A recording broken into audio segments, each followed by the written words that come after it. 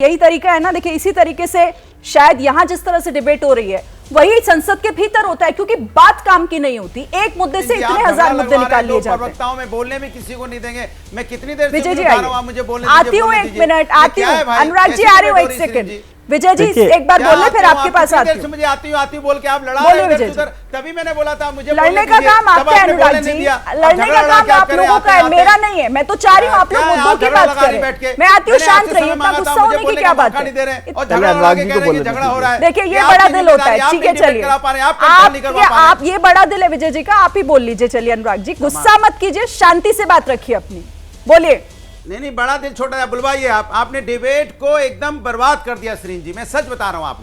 आपने डिबेट को बर्बाद कर दिया। बुलवाइए। आपने नहीं, हम मैंने नहीं अनुराग जी, यही बोलकर मुद्दा पूरा खत्म हो जाता है। आप लोग बात ही नहीं करते हैं। अब आपको बोल रही हूं तो आप बोल नहीं रहे हैं, रखिए ना अपनी बात। देखिए मैंने बोला भारतीय जनता पार्टी का के लिए दो शब्द मैं बोलना चाह रहा था। जब आपने बोलने नहीं दिया तो अब इसीलिए तो बोलने का मन नहीं करता ना। जब बीजेपी के प्रवक्ता बोल रहा था उसका जवाब खत्म हो गया है क्या? बोलिए ना। आप उस समय जवाब लेते नहीं है। आप अपना इधर से उधर भाग के डिबेट बर्बाद करवा देते हैं। हमने आपसे बोला था सवाल उठाइए, अपनी बात रखिए। दे दीजिए 5 सेकंड देने में आपको क्या दिक्कत है? 30 सेकंड लीजिए, आप बात करिए। जिससे करा मैं नहीं बोल रहा हूं, बुलवा लीजिए जिससे बुलवाना है। अनुराग जी आप 30 सेकंड लीजिए, अपनी बात पूरी कर लीजिए। मैं बाद में बोलूंगा। अनुराग जी अब आप ना डिबेट को प्लीज, इसका समय बहुत कीमती है, आपको भी पता है। अपनी बात रख लीजिए, रख लीजिए इस बात। आप तो ऐसे नाराज हो रहे हैं। मैं बोलूं? अनुराग जी आप बोलिए। अभिषेक जी कुछ बोलना चाह रहे हैं, फिर मुझे अभिषेक जी के भी पास जाना है, फिर आप कह देंगे मैंने आपको मौका नहीं दिया। अच्छा चलिए, उनका कनेक्शन ही फ्रीज हो गया। आइए अभिषेक जी। लीजिए, बोल लूंगा बाद में। अभिषेक जी देखिए शिरीन, एक महत्वपूर्ण मुद्दे पर हम लोग चर्चा कर रहे थे और बहुत हो हंगामा आपके डिबेट में हुआ। कहा जा रहा है कि आपकी डिबेट बर्बाद हो गई, लेकिन एक दृष्टिकोण से अगर देखा जाए तो आपकी डिबेट बड़ी सार्थक रही है। सत्ता पक्ष से हम दो लोग हैं, साजिया इल्मी जी हैं, मैं हूं, और विपक्ष से हमारे दो मजबूत साथी यहाँ पर हैं, वरिष्ठ पत्रकार महोदय हैं। और समझिए कि एक धुरी के रूप में, एक एंकर के रूप में आप डिबेट को ऑर्गेनाइज करने की कोशिश लगातार कर रही हैं, सवाल पूछने की कोशिश कर रही हैं, सकारात्मक आप चर्चा चाहती हैं। हुआ क्या? हो हंगामे की भेंट ये डिबेट चढ़ता चला गया। उसके बाद किस तरह का आचरण रहा वो भी आपने देखा, और अंतिम में दोष किसका है? शिरीन जी आपका दोष है। अभी कहा गया है कि आपका दोष है, आपने डिबेट का इधर का उधर कर दिया पूरी तरीके से। यही स्थिति कमोवेश हमारे स्पीकर की भी हो जाती है सदन के अंदर। तो मैं मानता हूं कि एक दृष्टिकोण से आपका डिबेट सार्थक रहा, कि एक उदाहरण हमें इस डिबेट में देखने को मिला कि कैसे अगर हम हो हंगामा करेंगे, एक दूसरे की बारे में बोलेंगे, पॉलिटिकल नाटक नौटंकी होगी, तो इससे मुद्दे कहीं ना कहीं गौन हो जाएंगे।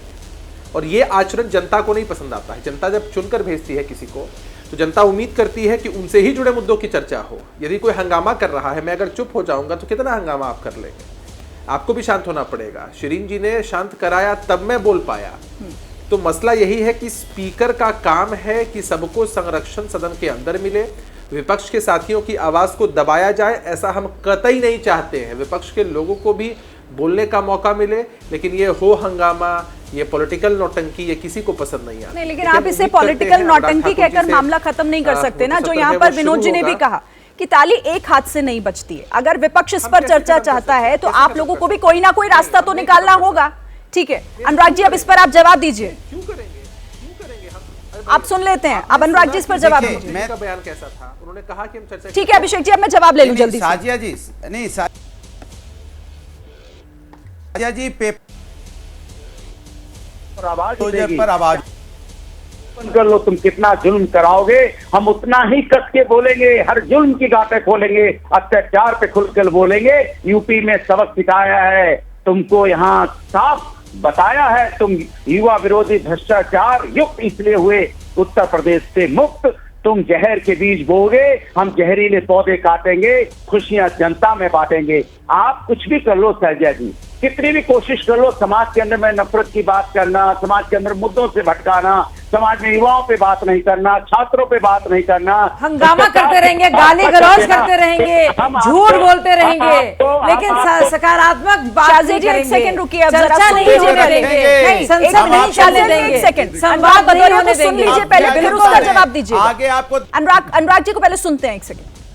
देखिए, मैंने कहा कि शाहजिया जी आपको उत्तर प्रदेश ने साफ किया है। किस मुद्दों पे साफ किया हमने? क्योंकि आप वहां पे मुद्दों पे बात नहीं कर रहे। हमने कहा प्रोग्राम मेरे आस्था का विषय राजनीतिक विषय नहीं है, लेकिन आप लोग उनके नाम पे राजनीति कर रहे थे। बच्चों की तो बात कर नहीं रहे थे, उनके बच्चे भूखे प्यासे बेचारे बेरोजगारी से परेशान थे, उनका पर्चा लीक हो रहा था, लेकिन आप उनकी चिंता नहीं कर रहे थे। इसलिए प्रोग्राम ने आपको अयोध्या में हरा दिया, प्रोग्राम ने आपको चित्रकूट भी हरा दिया, प्रोग्राम ने आपको रामेश्वरम भी हरा दिया। क्यों? क्योंकि प्रोग्राम के नाम पे आप राजनीति करते हो। प्रोग्राम जानते हैं कि ये जो देश है, जो हिंदुस्तान, जो मेरे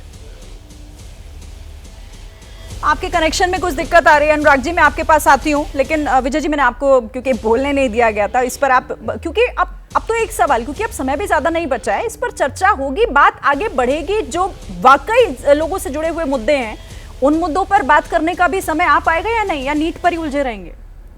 अभी जो भी आपने ट्रेलर देखा ही, हमारे यहाँ जो बहस में हो रहा है, आप जिस तरह से चर्चा को हैंडल कर रही है, तो बड़ी बधाई की बात है कि शाजिया जी और दीपक जी दोनों आपसे बहुत खुश है कि आप अच्छे से एंकर कर रहे हैं, और वो हो भी रहा, आपका कोई उसमें दोष नहीं है। लेकिन मैं ये कह रहा हूँ कि पूरी चर्चा क्या हो रही है कि जलेबी की चर्चा हो रही है, जहाँ पर जलेबी की तरह से चर्चा हो रही है, जहाँ जलेबी में न शुरू का पता होता है ना अंत का पता होता है, और लगती रसभरी और होता कोई नतीजा नहीं है।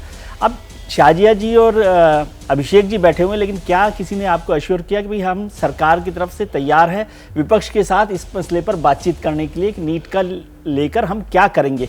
क्या हम आगे बढ़ना चाहते हैं? क्या हम सरकार के तौर पर मौका देना चाहते हैं विपक्ष को कि ये बहुत गंभीर मसला है? क्योंकि ये मसला केवल विपक्ष के छात्रों का थोड़ी है, बिल्कुल, ये तो पूरे देश भर के छात्रों का मसला है। तो क्या ऐसे गंभीर मसले पर काम करना चाहते हैं? और जो दोनों प्रवक्ता हमारे पास मित्र लोग हैं, दीपक जी हैं और अनुराग जी हैं, वो भी ये अश्योर नहीं कर रहे कि भाई पहले राष्ट्रपति के अभिभाषण पर चर्चा हो जाए और फिर हम नीट पर भी चर्चा करने के अश्योरेंस सरकार दे दे। और मैं ये बार बार समझाने की कोशिश कर रहा हूँ कि राष्ट्रपति के अभिभाषण में आपके पास पूरा मौका है, और 16 घंटे की चर्चा हो रही है, सभी पार्टियों के पास मौका है, तो उसमें यह भी कर सकते हैं कि कोई स्पीकर एक पार्टी का केवल नीट पर ही बोले ना, सारे विषयों पर नहीं बोले, क्योंकि राष्ट्रपति के अभिभाषण पर तो सारे विषयों पर मौका मिलता है, लेकिन वो भी विपक्ष तय कर सकता है कि एक स्पीकर एक मुद्दे पर बोले। चर्चा संभव है, और मैंने कहा इससे बड़ा मौका नहीं हो सकता कि राष्ट्रपति अभिभाषण में प्रधानमंत्री जवाब देंगे। हाँ। संसद में प्रधानमंत्री से बड़ा तो कोई है नहीं, कहता है कि प्रधानमंत्री सामने आकर इस पर नीट पर चर्चा अलग उसमें प्रस्ताव में लाकर आप केवल शिक्षा मंत्री से जवाब हासिल कर सकते हैं, जबकि यहाँ आप प्रधानमंत्री को कटघरे में भी रख रहे हैं और प्रधानमंत्री पर दबाव बना रहे हैं कि वो इस पर जवाब दें। इससे बड़ी क्या बात हो सकती है? तो इसके बीच का कोई रास्ता निकालना चाहिए। ठीक है। जैसे ही घड़ी का काटा दोपहर 2:30 पे आए, बबीता जी का दिल सास बहू साजिश के लिए मचल जाए, और ये है इनकी बहू। पूरे दिन ऑफिस की टेंशन हो जाए गॉन जब ये करें अपना फेवरेट शो फ्री टाइम पे ऑन।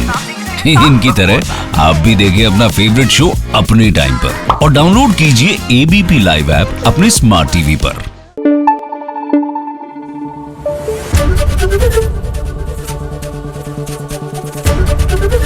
एबीपी न्यूज आपको रखे आगे।